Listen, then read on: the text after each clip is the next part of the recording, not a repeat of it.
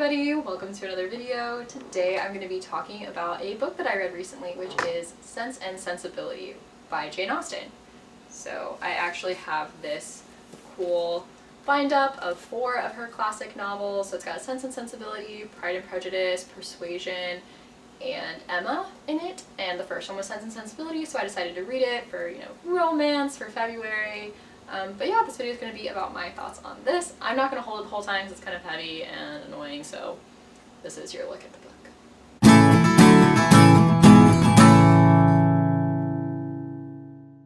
I accidentally hit delete on the sound that I just recorded with my microphone, so that's fun. I'm not going to refilm all of that, so I'm sorry. The video is just going to have some seriously bad bzzing in the background. My apologies, everyone. I hope you can listen to it anyway. Sorry.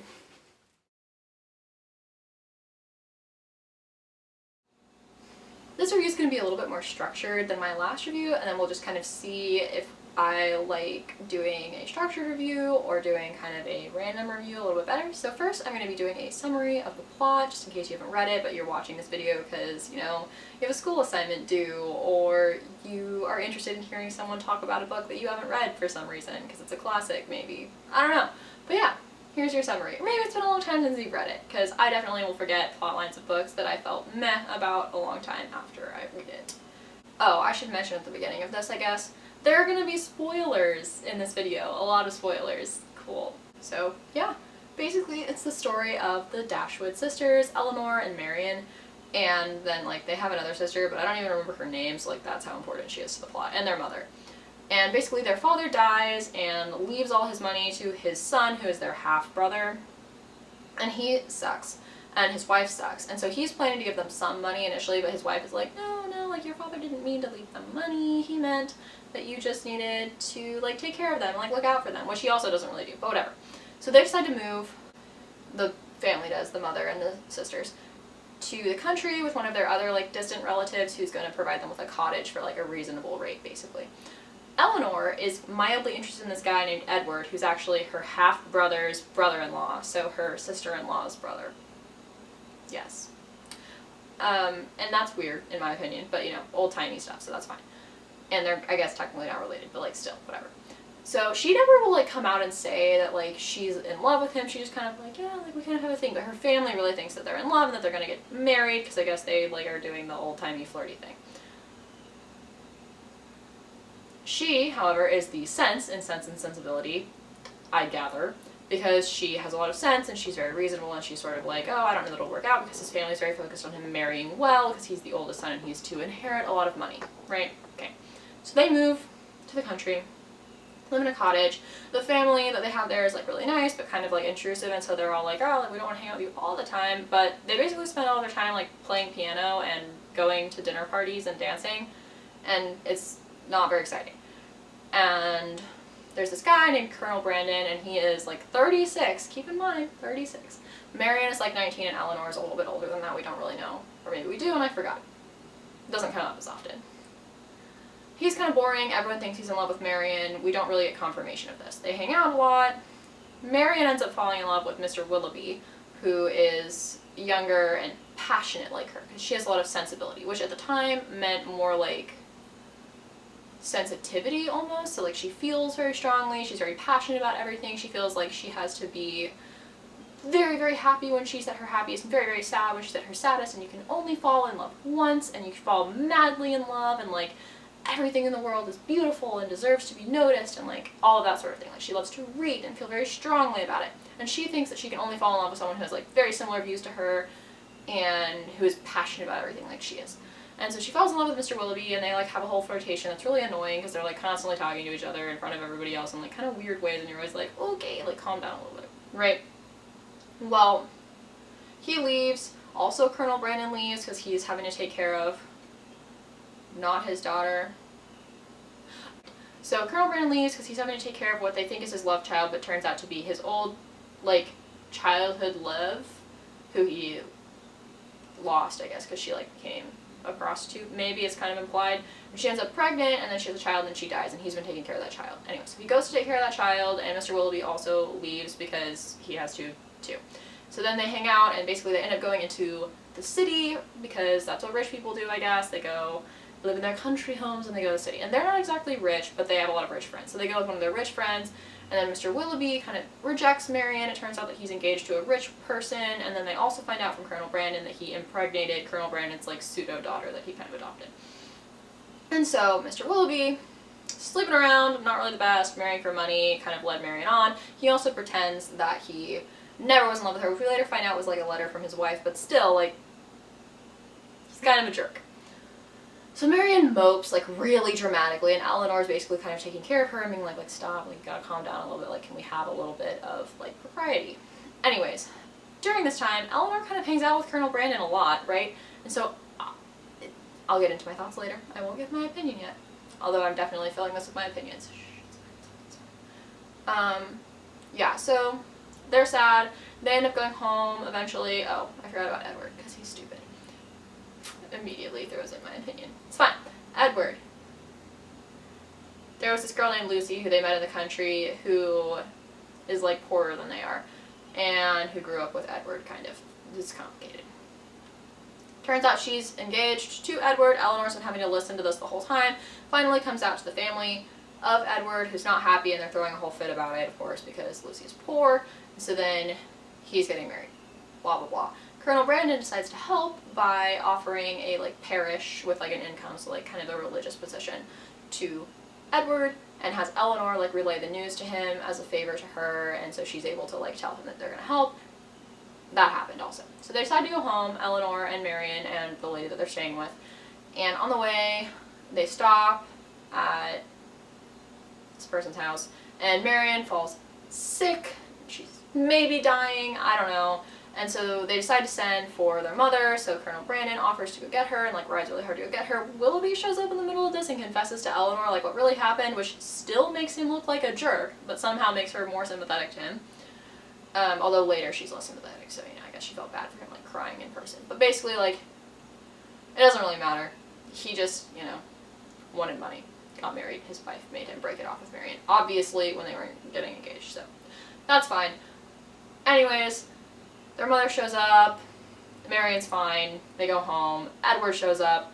Lucy married his brother, who is now rich, because I guess she was a villain the whole time, which I definitely did not pick up on, because her only bad traits were being a little oblivious and being poor and uneducated. But that's cool. I guess I should have picked up on that, making her a bad person. That was a joke, by the way, everyone. That was sarcasm. Right, Edward shows up and he's like, Eleanor, do you want to marry me? And like, even though Willoughby has been being bashed the entire book for saying that he wanted to be engaged to Marion, kind of like never came out and said it, but still, and then going and marrying someone else, Edward, who led on Eleanor and then went and got engaged to someone else, comes back and they're all like, oh, this is fine. Eleanor agrees to marry him despite having no chemistry with him and not having interacted with him for the entire book. It's like, yeah, let me marry you. That's fine. I'll be your second choice, even though he wasn't in love with the other woman. But again, like, he was leading a woman. Opinions later? It's fine. And then Marion ends up marrying Colonel Brandon, and they end up living in the same area because the parish was like on Colonel Brandon's land, and whatever. The end. Everyone lives happily ever after, I guess. We've got Eleanor, she's Sense. We've got Marion, she's kind of the Sensibility. Their mother is really sweet. Their sister does nothing the entire book, and I don't really know why she existed as a character at all, because she contributed nothing. There's Mr. Willoughby, who's kind of the worst. And then there's Colonel Brandon, who's just kind of like old and a little bit boring. And Lucy, who's like a little bit spiteful, I guess, and mostly she's like poor, and that's, I guess, a bad characteristic for her. And then Edward, who's just like boring and does nothing the entire book. And there are some other characters, but I didn't really care about them, and I don't remember their names, so I'm not going to talk about them. So my opinions are basically that I thought the book was going a very different direction, right? I thought that Eleanor and Colonel Brandon were going to get together because everyone was going to like learn a lesson, right? Because typically you learn a lesson in a book, right? So I thought, well, Eleanor thinks she's going to marry Edward, but she doesn't actually really have feelings for him because she doesn't really understand what feelings are, right? And Marion is a disaster, right? And so she doesn't really need a relationship because she's a disaster and she's 19, right? So that's what I thought was going to happen. Like, Marion is going to realize that she doesn't need a relationship right now, she can have another one later, that she doesn't only have to fall in love once. And Eleanor is going to realize that she's in love with Colonel Brandon, who she has interacted with for the entire book. So then when Edward gets engaged, and she seemed like she didn't really care that much initially, I was like, cool, cool, so she's going to realize she's not in love with him. And then Colonel Brandon swoops in and is like, I'll save Edward for you, Eleanor. And you can even be the one to tell him. I thought she was going to eventually realize that he had done that for her because he loved her. But no, he just did it because, I guess, because he's nice. That's fine, I guess, but like, come on. Anyways, and then also, like, when her sister is sick, he's talking to her, he's comforting her, he's like, I'll go get your mother for you. And I was like, yes, like, he loves her, he's gonna go do this thing for her, this favor. And then, on the way back, like, her mother turns to Eleanor and is like, hey, he told me that he's in love with Marion, which, like, everyone had been hinting at the whole book. But I thought they were all gonna be mistaken, and that this was gonna be, like, some really funny misunderstanding that he had said, you know, I'm in love with your daughter, and she thought he meant Marion, but he really meant Eleanor, and then it was going to be really funny, because then, you know, she was going to have to work it out with her mother and be like, no, like, I love him, he's in love with me, and everyone was going to be surprised, and it was going to be great, right? And then, that didn't turn out to be the case at all. No, he was in love with Marion, who reminded him of his childhood love, who is dead, and whose daughter he is responsible for, who is pregnant, and he's just, like, running around with them right now instead of her. I don't know, it doesn't make any sense. Not taking care of his, like, pseudo-child, he's just over here flirting with a 19-year-old. Marion decides to marry him at the end of the book, even though she doesn't love him. And I guess that's supposed to show, like, a character growth for her, that she does, like, the responsible thing. But it's like, you're 19, you can wait a minute, you have money, you can live in your mom's cottage and continue to play the piano.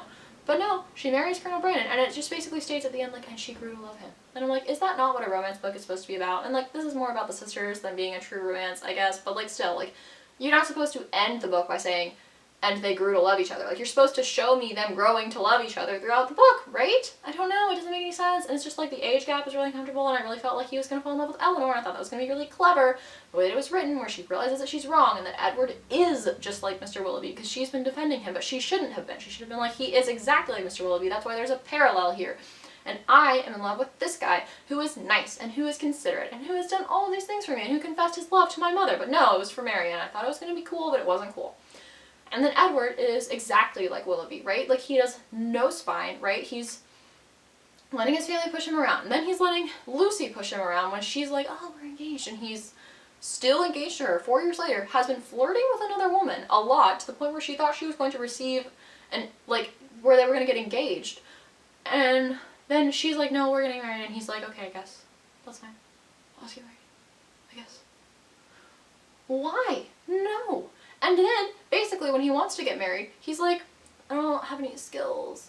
And everyone's like, well, then you could get a job. And he's like, I just don't really think that, like, I am the type of person who could have a job. And you're like, get a job. Like, it's not that hard. Why is your only life plan for your mother to give you money so that you can get married? Go get a job. It's not that hard. But no, he doesn't want to do that. He wants people to give him money so he can have no skills and never do any work. And he's like, man, marry me. No! Why would anyone marry you? You can't decide what you want. You can't even stand up to your own mother. You were engaged to one woman, flirting with another woman. Clearly you can't be faithful. You got bored with the first woman you loved. What's going to stop you from getting bored with Eleanor? Just never telling her because you have no spine. It's fine. And why did Eleanor take him back? After all of this fuss was made about how Willoughby is the worst and how he led this woman on. And, like, he is the worst. I agree. But also, so is Edward. He did the same thing. He led someone on while he was engaged to someone else and then broke their heart. It's exactly the same. We hear about how it's the same several times, and we see that Eleanor just, like, doesn't know how to take care of herself, and so I really thought the twist was going to be that Eleanor finally stands up for herself and is like, you're right, I am not in love with you, Edward, because you are a jerk. You are Mr. Willoughby, but with fancier stuff. But no. No. She marries that guy. Marion marries the other guy. And they live happily ever after, I guess. So anyways. Oh yeah, and my thoughts about Lucy. That was really weird, because, like, I felt like she was, like, she's a little oblivious, right? And her sister is, like, really oblivious. And it's like a little weird that they're just like running around from rich person's house to rich person's house, but like they're poor women, what are they really supposed to do? They're not allowed to do anything, right? So like I didn't really feel like there was anything that wrong with them. And other than that Eleanor doesn't like Lucy, but you feel like, well, okay, that's because Edward is engaged to her and whatever. And like maybe you could read it as being out of spite that Lucy tells Eleanor about the engagement, but like it doesn't feel that way because she does seem to be coming to her for genuine advice, right? And so it almost felt like you were expected at the end when like Lucy was being spiteful and like trying to make everyone think that she'd married Edward when in reality she'd married Robert for his money, I assume. Like it was almost played like we should have expected this. Like she was clearly a villain and like obviously a bad person. But I didn't pick up on that because the only things that I picked up on that Eleanor like could genuinely list as things she didn't like about her were like that she was uneducated. And I was like, so uneducated people are just automatically the villain of the story? Like it doesn't make any sense.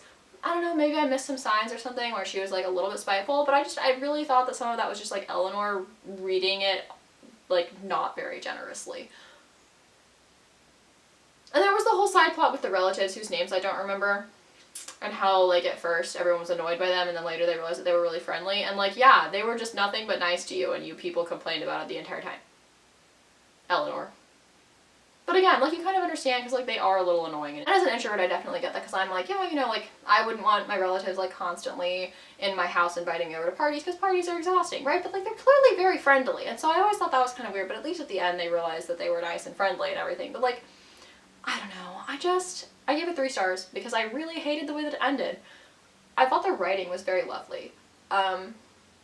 You know, it makes you feel a little stupid when you're reading something like that because you're like, wow, I don't talk like this at all. I don't use any of these words and structure sentences at all like this. And it's very beautiful. And the writing was almost cheeky at times, you know, like poking fun at things, which I've heard that Jane Austen is quite famous for.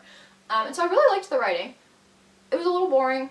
It was hard to get through just because, you know, there's a lot of like ball throwing and relationships between people and like the country houses and the city houses and like all they ever really do is like dance and play the piano, I guess. So like that was fine, but like if it had gone the way that I thought it was gonna go, and it's not that books have to go the way I'm expecting, it's just like the way that I thought it was gonna go was better, in my opinion. So the ending just really didn't sit right with me, and to go through all of that kind of boringness to get to like things I didn't like, really annoying to me. So I gave it 3 stars because I thought that like it was good, like the writing was good and the characters were pretty good.